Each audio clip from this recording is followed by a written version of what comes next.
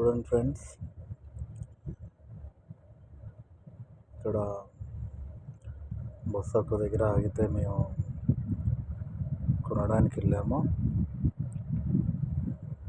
చూడండి, ఇక్కడ ఒక కూల్ డ్రింక్ తీసుకోవడం జరిగింది. ఆ డ్రింక్ మీద ఎక్స్పైరీ డేటు ఇవి చెడిపోయడం జరిగింది.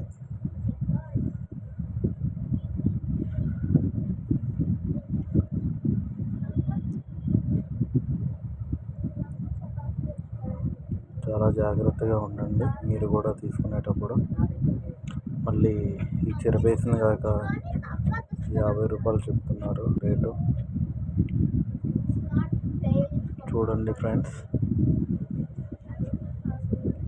ఇది అందరికీ షేర్ చేయండి.